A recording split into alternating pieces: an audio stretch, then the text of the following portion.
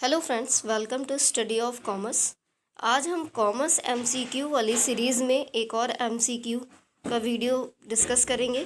ठीक है, इसमें मैंने 2009 में आए टीजीटी कॉमर्स के क्वेश्चंस लिए हुए हैं। कुछ पीवाईक्यूज़ हैं जो कि इम्पॉर्टेंट लगे मुझे, वो मैं इस वीडियो में डिस्कस करूँगी। लगभग 20 के आसपास एमसीक्यूज़ हैं। ठीक है, तो चलिए शुरू करते हैं। Cross elasticity of demand is, ठीक है, क्रॉस इलास्टिसिटी ऑफ डिमांड का क्या फॉर्मूला होता है? इसका फॉर्मूला होता है proportional change in demand of X commodity divided by proportional change in price of Y commodity. यानी कि एक्स कमोडिटी की डिमांड में जो प्रोपोर्शनल चेंज होता है उससे हम वाई कमोडिटी की जो प्राइस में प्रोपोर्शनल चेंज होता है डिवाइड करते हैं। अब हम क्वेश्चन 2 की बात करते हैं। क्वेश्चन 2 है हमारा, demand curve parallel to X axis shows the elasticity. A demand curve parallel to x axis shows the elasticity। तो x एक्सिस के पैरेलल जब डिमांड कर्व होता है तो वो इनफाइनाइट इलास्टिसिटी शो करता है। ठीक है, तो क्वेश्चन नंबर 2 का आंसर ए हो जाएगा, क्योंकि जब डिमांड कर्व x एक्सिस के पैरेलल होता है तो इनफाइनाइट इलास्टिसिटी होती है। ठीक है, क्वेश्चन नंबर 3 है हमारा, line and staff organization is most suitable for. तो लाइन और स्टाफ ऑर्गेनाइजेशन किसके लिए ज़्यादा सूटेबल होती है? स्टाफ ऑर्गेनाइजेशन और लाइन ऑर्गेनाइजेशन आपने पढ़ा होगा। इसमें स्मॉल एंटरप्राइजेस के लिए ये सूटेबल नहीं होती, ना ही मीडियम साइज़ के लिए सूटेबल होती है, बल्कि ये आपकी लार्ज साइज़ एंटरप्राइजेस के लिए सूटेबल होती है। लाइन ऑर्गेनाइजेशन हमारी सबसे ओल्डेस्ट सिस्टम है ऑर्गेनाइजेशन का। ठीक है, और स्टाफ ऑर्गेनाइजेशन में क्या होता है, गाइडिंग और कंट्रोलिंग होती है, एक अलग अलग स्टाफ डिवाइडेड होते हैं। तो लाइन और स्टाफ ऑर्गेनाइजेशन दोनों जब हम कंबाइन करते हैं तो ये लार्ज साइज एंटरप्राइजेस के लिए ज़्यादा सूटेबल होती है, और ये काफ़ी कॉस्टली भी होती है, इसलिए भी ये लार्ज साइज़ के लिए ही ज़्यादा अफोर्डेबल और सूटेबल भी होती है। ठीक है, क्वेश्चन नंबर 4 है हमारा, statistical errors means. Statistical error का क्या मतलब होता है? Errors committed will collecting data, नहीं। एरर्स कमिटेड विल कैलकुलेटिंग, ये भी नहीं होगा। Difference between the observe value and the true value. तो हम स्टैटिस्टिकल एरर तब बोलते हैं जब ऑब्जर्व वैल्यू और ट्रू वैल्यू में कोई डिफरेंस हमें मिलता है। ठीक है, तो क्वेश्चन नंबर 4 का आंसर सी हो जाएगा। चलिए अब क्वेश्चन नंबर 5 देखते हैं। SIDBI is an apex financial institution for. तो सिडबी जो बैंक है आपकी, ये एग्रीकल्चर सेक्टर के लिए तो नहीं है, ना कॉटेज इंडस्ट्रीज़ के लिए है, ना ही ये लार्ज स्केल इंटरप्राइजेस के लिए है। तो यहाँ पर हमारा ऑप्शन सी करेक्ट हो जाएगा। ये स्मॉल और मीडियम इंटरप्राइजेस के लिए बैंक है ये सिडबी। ठीक है, क्वेश्चन नंबर 6 है हमारा, securities premium can not be applied. तो सिक्योरिटीज़ प्रीमियम का हम किस चीज़ में यूज़ नहीं करते या अप्लाई नहीं करते हैं? For paying dividend to members, पहला ही ऑप्शन करेक्ट हो जाएगा। हम मेंबर्स को डिविडेंड देने के लिए कभी भी सिक्योरिटी प्रीमियम का यूज़ नहीं कर सकते, बल्कि बोनस शेयर इशू करने के लिए मेंबर्स को यूज़ कर सकते हैं। रिटर्न ऑफ करने के लिए प्रिलिमिनरी एक्सपेंसेस हम यूज़ कर सकते हैं। रिटर्न ऑफ करने के लिए discount on issue of debenture भी यूज़ कर सकते हैं। लेकिन हम डिविडेंड जो मेंबर्स होते हैं उनको डिविडेंड पे करने के लिए कभी भी सिक्योरिटी प्रीमियम का यूज़ नहीं करते हैं, इसलिए पहला ऑप्शन सही हो जाएगा। क्वेश्चन नंबर 7 है, in perfect competition the demand curve of a firm is. Perfect competition में डिमांड कर्व कैसा बना होता है फर्म का? तो परफेक्ट कंपटीशन में हमेशा डिमांड कर्व हॉरिजेंटल होता है, ना ही ये वर्टिकल होता है, ना निगेटिव स्लोप होता है, ना पॉजिटिव स्लोप। तो हमारा 7 का ए ऑप्शन सही हो जाएगा, हॉरिजेंटल कर्व बना होता है डिमांड कर्व परफेक्ट कंपटीशन में। क्वेश्चन नंबर 8 है, the debit balance in nominal account shows. तो नॉमिनल अकाउंट का रूल है debit all expenses and losses, credit all income and gains. तो डेबिट बैलेंस में क्या शो होता है? एक्सपेंस शो होता है। चलिए अब हम क्वेश्चन 9 की बात करते हैं। Short working is equal to. तो अगर हम शॉर्ट वर्किंग की बात करें तो शॉर्ट वर्किंग निकालने के लिए हमें मिनिमम रेंट में से रॉयल्टी को माइनस करना पड़ता है। ठीक है, तो शॉर्ट वर्किंग का फॉर्मूला होता है मिनिमम रेंट माइनस रॉयल्टी। तो क्वेश्चन नंबर 9 का ए आंसर हो जाएगा। Question number 10, internal auditor can be removed by.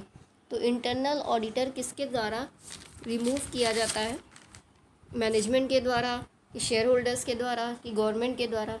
तो ना ही ये शेयर होल्डर्स के द्वारा रिमूव किया जा सकता है, ना ही ऑडिटर के, ना ही गवर्नमेंट के।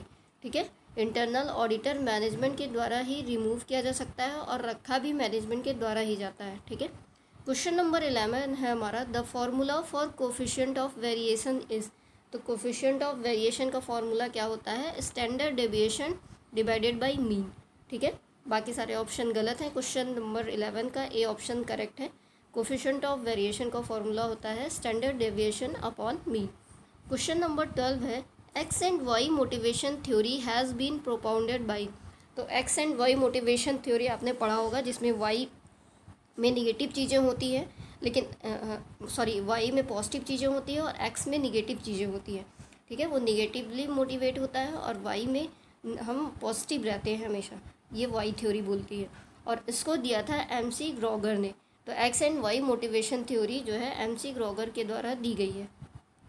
चलिए अब हम क्वेश्चन नंबर 13 देखते हैं। Under which section of companies act has the remuneration of the auditor been discuss. तो ऑडिटर की रेमुनरेशन के बारे में किस कंपनीज एक्ट के किस सेक्शन में डिस्कस किया गया है, तो ये सेक्शन 224(8) में जो है डिस्कस किया गया है कि ऑडिटर की रेमुनरेशन क्या होगी, ठीक है। क्वेश्चन नंबर 14 है advance payment of tax is in the nature of. अगर आप पेमेंट कर दे रहे हैं टैक्स का एडवांस में, तो ये हमारे लिए क्या है, तो अगर हम सिंपली देखें तो हमारे लिए ये एसेट्स है, क्योंकि जो हमको 1 साल बाद या 1 महीने बाद पेमेंट करना था वो हम अभी पेमेंट कर लिए। तो एडवांस पेमेंट एक तरीके का एसेट्स के नेचर का हमारे लिए होता है, क्योंकि फ्यूचर में हमें पेमेंट नहीं करना पड़ेगा टैक्स का। क्वेश्चन नंबर 15 है हमारा by limited partnership is meant. Limited partnership का मतलब क्या होता है, लिमिटेड नंबर ऑफ पार्टनर्स नहीं, unlimited liability of all partners बिल्कुल नहीं, लिमिटेड स्कोप ऑफ पार्टनरशिप ये भी नहीं होता आपका। तो by limited partnership is means limited liability of some partners, कुछ पार्टनर्स के लिमिटेड लायबिलिटी, इसका मतलब होता है लिमिटेड पार्टनरशिप। क्वेश्चन नंबर 16 है हमारा which of the following is not an intangible assets. तो इंटेंजिबल एसेट्स ऐसी एसेट्स होती हैं जिन्हें हम ना देख सकते हैं, ना छू सकते हैं, ना ही कोई उनकी फिजिकल एग्जिस्टेंस होती है, लेकिन उसकी मनी वैल्यू होती है और उसे हम महसूस कर सकते हैं। तो गुडविल हमारी इंटेंजिबल एसेट्स होती है, कॉपीराइट भी इंटेंजिबल एसेट्स है, पेटेंट भी इंटेंजिबल एसेट्स है, लेकिन जो डेटर है ये हमारा इंटेंजिबल एसेट्स नहीं है।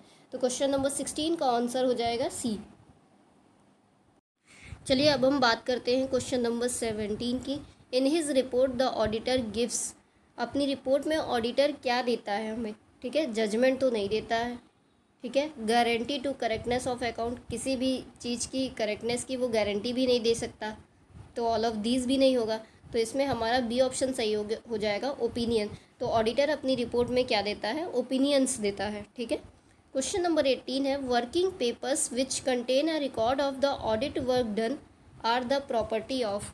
तो वो वर्किंग पेपर्स, ठीक है, जो कंटेन करते हैं ऑडिट वर्क के रिकॉर्ड को, वो किसकी प्रॉपर्टी होती है, क्या वो कंपनी की प्रॉपर्टी होती है, बिल्कुल नहीं।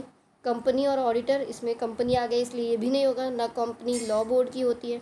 तो ये जो है प्रॉपर्टी ऑडिटर की ही होती है, ठीक है। जो ऑडिटर वर्क डन करने का, अपना काम करने का रिकॉर्ड देता है, उसकी उस वर्किंग पेपर की जो है प्रॉपर्टी वो ऑडिटर की ही होती है, उसके अलावा किसी और की नहीं होती है। क्वेश्चन नंबर 19 है हमारा which one of the following is not an accounting convention. तो अकाउंटिंग कन्वेंशन की तो मैंने एक वीडियो बनाई है पूरी, उसमें सारे कन्वेंशंस मैंने डिस्कस किए हैं, अगर आपने नहीं देखा है तो देख लीजिएगा। पहला आपका कंसिस्टेंसी, ये आपका एक कन्वेंशन होता है, फुल डिस्क्लोजर भी होता है, मटेरियलिटी भी होता है, लेकिन सेक्रेसी कोई भी अकाउंटिंग कन्वेंशन नहीं होती। तो क्वेश्चन नंबर 19 का डी ऑप्शन सही हो जाएगा। क्वेश्चन नंबर 20 है longer the period of time elasticity of supply will be. ठीक है, लंबे समय के बाद सप्लाई, इलेस्टिसिटी की सप्लाई जो है वो क्या हो जाती है, मोर इलेस्टिक हो जाती है, ठीक है। Longer the period of time elasticity of supply will be more elastic. तो इसमें सी ऑप्शन सही हो जाएगा। आई होप आपको सारे क्वेश्चन समझ में आ गए होंगे। अगर आपको कोई भी डाउट हो तो आप कमेंट करके पूछ सकते हैं, ठीक है।